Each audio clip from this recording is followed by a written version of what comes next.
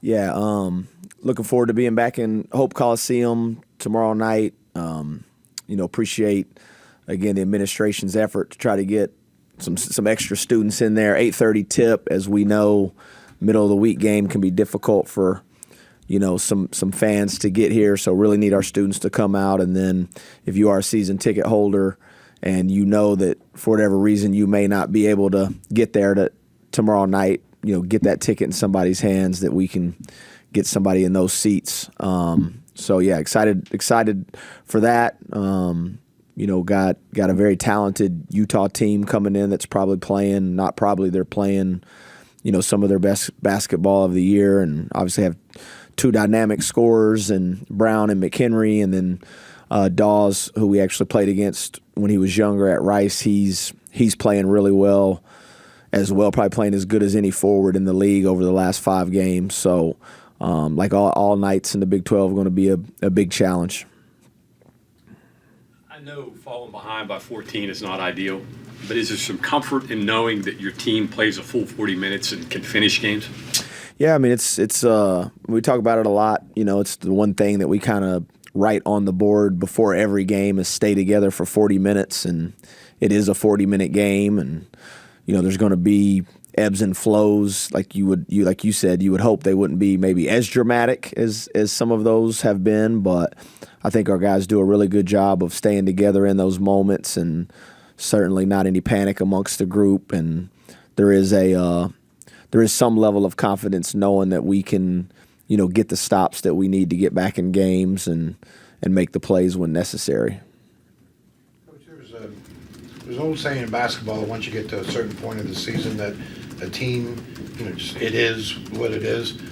I don't know if that saying reflects you guys or not. I mean, would you agree? I mean, your thoughts? Yeah, no, I don't agree with that necessarily, and I think some of it is because of especially in this time period, the amount of newness that you're going to be dealing with on a year in, year out basis. Maybe if you were, had the good fortune of having a veteran group that you'd had for 2 or 3 years, but when you're putting a brand new group together, and again you're experiencing a lot of experiences for the first time, even this late in the year. And so you're always having the ability to improve a little bit, whether that's, like we've talked about it prior, whether it's myself finding better ways to put these guys in positions to be successful, and then the individual players themselves continuing to improve. And that's the focus, and that's going to be our focus until the very buzzer goes off on the last game of the year. Like I don't ever think, my mind doesn't really go to like we are what we are and it is what it is, because I think you always have the ability to improve individually and collectively, and I can continue to get better being around these guys. I would imagine there's, to some degree, a sense of excitement to that, and that every day isn't the same as the day before, and it's just not a matter of going through the process. Every game kind of maybe brings up something like what Jasper did the other night. When it's constantly something new, I imagine that kind of adds something in it for you, doesn't it? Yeah, I mean, there's certainly a freshness component, even though we've been at it for a long time, since June 1st, and again, all these guys are experiencing the Big 12 for the first time and everything, the challenges that come with that, and there's not like a lot of mundaneness. I think our guys are still excited to be around each other, which is important this time of year. They enjoy coming to practices, they enjoy film sessions, and ultimately they enjoy trying to get better. And that's really still the same focus in our minds, is like, how can we get better through these processes and through these games? Is it that Jasper continues to play like the way he did at UCF, especially down the stretch as you close out the season? Yeah, he made big shots, and he's done that throughout his career, in certain moments, and it gives you another punch. And we've kind of talked about those opportunities being there for him, and he's got to step into those with confidence, which he did, and made some big shots for sure. on Justin's question a little bit. We've talked a lot about Honor, ways to get him open, ways to get him going with Jasper, with Eagle Staff. Are you finding new ways to do that, or is this just more an encouragement of, hey, you all can attack the basket, you don't have to be just perimeter players? Combination of both. Yeah, combination of both. You know, you're watching the film and you're seeing where they can be a little more decisive in their attacks and confident, and then also helping them understand that this is what we want for them to do as well. And again, how can you maybe manipulate some of the defense's principles against them to put those guys in those positions, and when then they're in those positions, you want them to be aggressive. Is that just part of the discovery for Trayson, for him to understand, hey, I can score over people even though I'm not a post player. I can take a lot of the guys that are guarding me and shoot over them inside. I think it's just, like you said, just the evolution of trying to improve and trying to get better and trying to find little ways that we can add. And, you know, maybe you add some things that you didn't know were there, and then maybe try to subtract some things that aren't working so well, you know, and just it's the constant, you know, growth mindset, I guess you would call it, instead of a fixed mindset. I think the fixed mindset is like, we are what we are and it is what it is, and I am the player I am. I think a growth mindset is going to be more open to learning and failing in some instances, and learning from that and growing and trying to find ways to get better. What are some of the concerns with tomorrow's game? I know 8:30 tip, Utah. What are some of the issues that they present? Yeah, I mean, their guards are extremely dynamic. I mean, you have two of the top 10 scorers in the Big 12, you know, Brown and McHenry. And, you know, Brown's aggressive with the ball in his hands, and he can get to spots. And McHenry has the capabilities to make difficult shots over you. And then, like I said, you know, Dawes wasn't shooting the ball great earlier in the year, but now he's starting to make threes from that kind of combo forward position. And Chore's a good player. They play with a lot of confidence offensively, and they're super aggressive. And they've just, like most teams, maybe their record hasn't reflected it up to this point, but they have gotten better. And, I mean, they were in a one-possession game with Kansas at Kansas. Obviously, we know the two games we had with Cincinnati and how difficult that was. They had a chance to win that game the other night, so they just continue to get better, you know, and that's where the challenge lies. You legitimately have two of the best shot makers, scorers in the league, and if you allow them to get going and get comfortable, you can be in for a long night. Jansen obviously had a lot of NBA in his background before coming back to Utah. Do you see NBA ideals and what Utah does? Or Yeah, it's you know, it's a copycat. You know, college mirrors the NBA in some ways, and some of their actions and some of their spacings. The spacing is different in college because of, you know, the paint and the key area. So, but yeah, no, they run good concepts. He gets those guys in space, and they're aggressive, and they know where their attacks are going to come, and they shoot the ball with confidence. And again, when they're making shots, they're a very difficult team to beat. Kind of back to these last two road comebacks, the defense is tightened immensely at the end. Is that something you're making adjustments in the huddle, or is it more player mentality? And what's this resilience going to do down the stretch? How's it going to help the team? Yeah, not a ton of adjustments per se. I mean, I think, for instance, on Saturday in the Central Florida one, you know, our offense was really hurting our defense to start the half. We had 2 or 3 turnovers that led to direct layups on the other end. And so you're really not even giving yourself a chance to defend. So some of that conversation was like, hey, let's take better care of the ball. And we only had 1 turnover the last 15 minutes of the second half, which we've talked about that. It's not football, so it all flows together. If you're taking care of the ball and you're getting good shots and you're being efficient on offense and you're able to set your defense, that's when we're at our best. And there were a couple other small fundamental things that, you know, we didn't execute right out of halftime. One of our double teams came from the wrong side, and they made a three, and that's what good teams can do. They make you pay. They make you pay, when you make mistakes. And Central Florida made us pay for those, and obviously Utah has the same ability to do that. If you're a little late on rotations, or you're not playing with the energy and effort required to make people miss, they're going to make. Ross, if you just hypothetically here, if you had a postseason game tomorrow and you were playing, who do you play first? Mount St. Mary's. You played them tomorrow, and they just watched the tape. How different? Like better, I understand, but how different would it be? Us, similar in a lot of ways. I think experience would be the big difference, right? And the comfort level of our team having been together and have these vast experience, whether it's really, really heartbreaking losses, important wins, road wins, just all those things that kind of bond a team together, I think would be the biggest difference, and then our ability to maybe just execute some things defensively. I think we're further along in our understanding. At that point in time, you're still really just trying to get your base fundamentals down, and then all of a sudden you throw in wrinkles to maybe some new stuff that other teams guard that you haven't guarded before. And so just your kind of catalog of experience and understanding and learning is so much higher.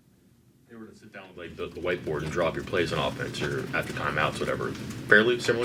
You're just better at it, but and the timing of it, and I think you're more like just the ability to play the game, and like I say, you're always kind of adding wrinkles, even if it's just a way to get a basket in these games. These games are so close, so you're always going to be adding new things, but you have your core, your core identity of things that you like to run that doesn't change that much. how much of that do you think explains all the, like you said, the experiences, the growth too, but just your success, your improvement, that you didn't reinvent the wheel, you didn't cross this out with something in new because a slow start or a bad half or a rough patch, like just kind of said, we're just going to continue working this and get better at it? Yeah, I think, again, you got to give our guys a lot of credit for that and their belief in what we were asking them to do, and our staff's ability to communicate that in a manner that maybe despite not having the level of success you would have liked early on, that you still believe in what we're doing and you believe in each other. And through that belief, and to these guys' credit, our staff's credit, they did a great job assimilating a group of guys that love basketball. You guys have heard me before talk about this stuff. They love basketball genuinely, and they love being around other people. And usually if you have those two combinations of things, you can get better. And then it just becomes, how much better can you get? I've been wanting to ask you this. You've had an opportunity to study, I guess, every team in the Big 12, either preparing for them or watching other teams on tape. What makes up the ideal team in your mind? And based on the style of play and the way the games are called, what is a makeup of an ideal team that you'd like to have? I think in the Big 12 specifically, again, you better have a baseline physicality, and you better have an ability to defend night in, night out. And if you look at the top of the league, that's who's at the top of the league, those teams, the teams that are the best defensive teams in the country. Now, they also have very gifted offensive players, and they have talent. But aside from the talent, again, I think it's the physicality, the ability to defend and give yourself chances to win games night in, night out. And I think that's kind of what you see with, Houston's run here lately, and Iowa State certainly, and just, that base. I ask it because when West Virginia got into this league, they played a certain way in the Big East, and then the style of play in the Big 12 forced them to alter that, and what came out of it was press Virginia. Have you thought about that, how you make up your team? Does it fit this league, or do you need to tweak it? Yeah, no, I think we do fit this league, and I think our identity and the things that we believe in, are ultimately the things that win in this league. And then, I don't think you can be married to a to a style of play necessarily, because you are going to have so much turnover in this era, but I think you can kind of have your core pillars don't change, but how you go about those core pillars. You talked about like Press Virginia. Well, Coach Huggins' teams were always like tough and rugged and physical and rebounded the ball, and that was like the core pillars of it. Then they just kind of changed and went from maybe a tough physical man-to-man defense, but underlying that, going to the press was still their physicality, their rebounding ability, how tough they were. Like, those things don't change. Maybe just how you go about achieving those has to change a little bit. Watching you all on out-of-bounds plays under your own basket, it looks like Phil is kind of in charge of that. How much freedom does he have? How much, has that come from things you have done? And is he kind of the coordinator of that part of the game? When we score, I'm in charge of it, and when we miss, he's in charge of it. No, Phil, that's kind of Phil's baby, and he runs that all by himself. Obviously, he gets some input from like Johnny and Sean. That's kind of the core offensive guys, but Phil calls our baseline out of bounds plays. He's responsible for implementing them if we need to change, depending on how people guard them, and he does a great job with that stuff.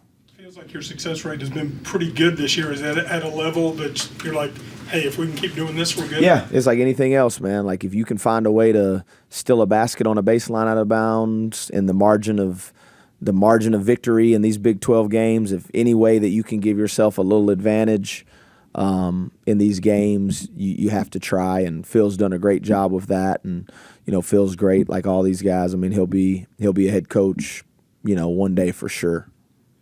You go through the season with the anticipation of being in a position at a certain point of the year, late in the year. Now that it's kind of here,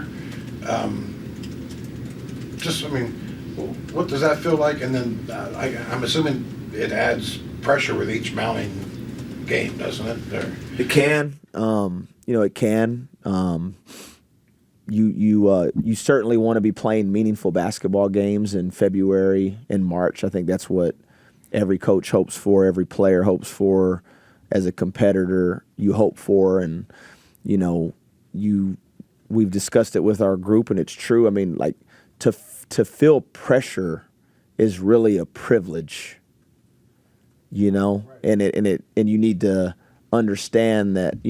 I would say it all the time, even when I was like an assistant coach, like that anxiety that you feel in your stomach leading up to these games and that nervous energy, like that's a feeling that a lot of people will never get to feel in their lives, and it's really hard to explain to people what that feels like. So to be in meaningful moments and meaningful games and to feel like the pressure that you're talking about, like, it really is a privilege, and you've got to be appreciative to be in these situations and not kind of shrink and pull back from it, but keep leaning into them and be the aggressors. And you're not playing to lose something, you're playing to win, and it's the mindset of that going into these pressure situations, that if you kind of go into it like you're holding on to something or you don't want to lose, well, then you probably have the wrong mindset. So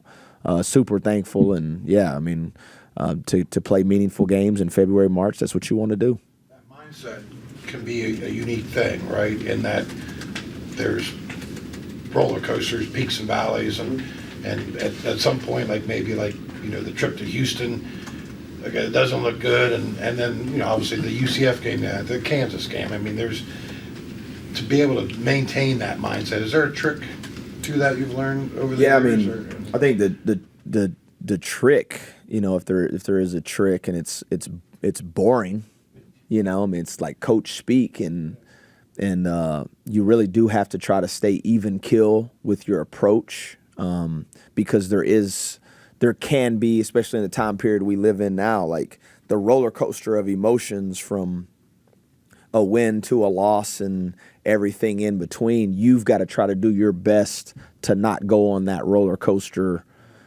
and try to stay even keel and understand that you're playing in the best basketball league in the country, and there's going to be bumps along the road, and typically the teams that can handle those adversities the best, whether it's playing poorly and getting beat or having a disappointing home loss or having a great win, you've got to be able to kind of process it at all and get to, we tell our guys, just what's the next right thing, so you beat Central Florida on Saturday. The next right thing is get treatment on Sunday. Let's have a good film session practice yesterday and a great prep, and that's what you do, and you don't try to get too far outside of that. I can only speak for my personal self and my personal life.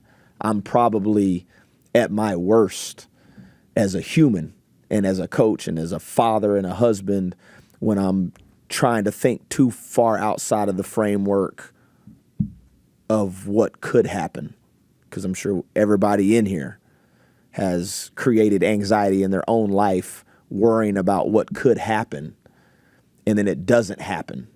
And then you look back on it and you're like, why the heck was I stressed about that for the last 2 weeks? And it didn't even happen. And like, none of us know what's going to happen. So you got to kind of control what you can control and put your effort into what's right in front of you. And whether that's a big win, you got to put that behind you. Or if it's a heartbreaking loss, you got to put that behind you. And so what's beautiful about this league is the opportunities will be there for you to take advantage of if you can take advantage of them. One more, Coach Forte, you guys obviously got a trip coming up to Oklahoma State in a week or so. Has he talked about heading back to his old stomping grounds at all? Or? We played there last year in the quarterfinal of the NIT, and it was actually really cool, man. He got an incredible standing ovation from the crowd that night, and I think that was the first time that he had actually been back to Stillwater. But we haven't, like I said, he's trying to figure out how to come up with a new baseline out of bounds play that maybe we can score a bucket against Utah tomorrow right now, but he hasn't talked about that yet. You talked a lot about learning experiences early in the season, some of the disappointments. Did that shape this team to this point? I think everything shaped them. I think all those moments shaped them. The good and the bad. The disappointing losses of the Clemson and Ohio State games where you felt like you had opportunities to win and didn't, and the playing your rival for the first time and beating them worse than any other West Virginia's ever beat them. So I think all those kind of moments have shaped this team, and that's what I love and appreciate about this team in particular is their ability to stay together, and they've never blamed each other. They've never blamed me. They've taken accountability for the things they needed to do better, and they've gotten better. It's always important in rebounding, but how important is it in this game specifically? Utah out-rebounded Cincinnati 40-30. How important is it going to be? Yeah, it's always huge. It's always a big part of it. And again, they're so good offensively that you're not going to want to give them multiple chances to have, second and third chances to score. And so much of the offensive rebounding that they can create is because they drive the ball with such force. Troy can really drive the ball. Dawes can drive the ball. Brown's one of the best paint touch guys in our league, and then they collapse your defense, and now you're in vulnerable rebounding positions. So, yeah, it's going to be huge. Earlier, the privilege, the pressure, playing meaningful games this time of year. Did you go over with your team the importance of these games and what they mean for the Big 12 tournament as it relates to specifically the first round bye? No? No, we just honestly, I think it kind of goes back to what I said earlier. Like, they're not. They live in a social media world. They don't need me to tell them, what's at stake. And I think it's my job to counter that messaging and try to get them focused singularly on, like, let's beat Utah on Wednesday night. And if you can do that enough times, then the things that you hope for and want will be there in the end. And if you start making it too much about other than just like, how do we get back? How do we slow these guards down? It just gets confusing. because everybody else is going to want to talk about that. Our families, our friends, everybody wants to talk about everything other than kind of what's just right in front of you. This is kind of unfair. Like, pick your favorite kid. But do you have a favorite individual or maybe even collective defensive performance this year? Yeah, I'm certainly not going to openly talk about who my favorite kid is, but no, there's not necessarily. Like a standout that maybe you guys talked about in there that you didn't see or read or hear otherwise, or one that's just, man, we're not going to be winning this game without this thing, this player, this match. Yeah, it's a great question. You know, I'd probably have to like think a little bit on it, huh? Homework assignment. I'll circle back. Yeah, I mean that's a good one. I mean, I think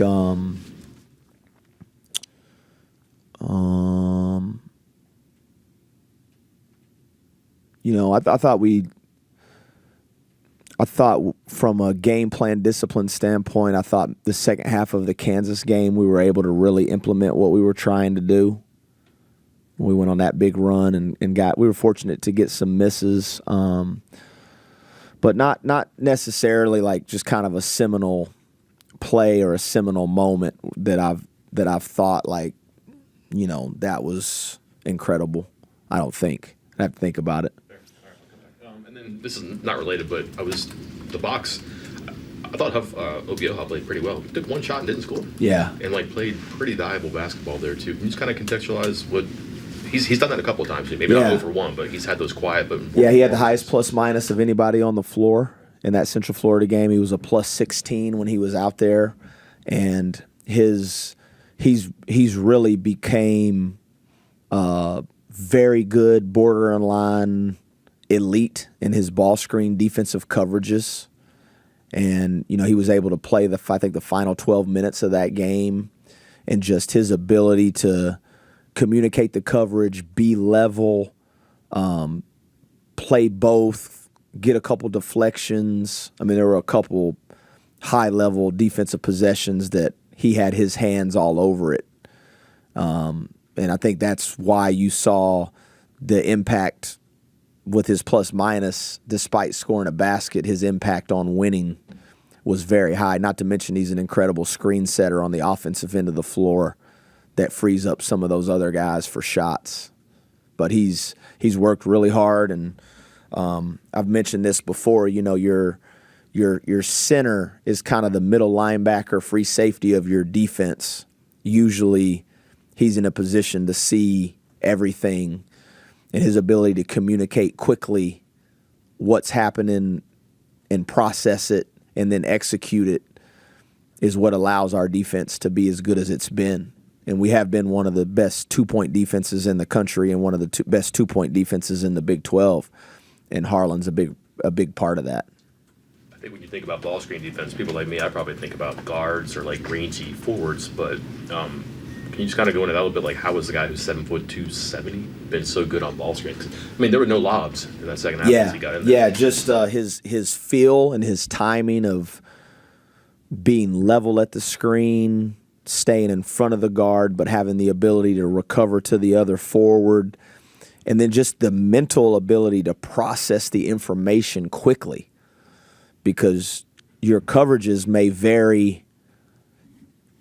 He may be responsible for calling 4 or 5 different coverages in a possession, depending on where the ball screen's being set, who's involved in it, where is it. I mean, it could be an under, it could be a red, it could be an ice, it could be a blue, it could be and his ability to process those information quickly and then execute it.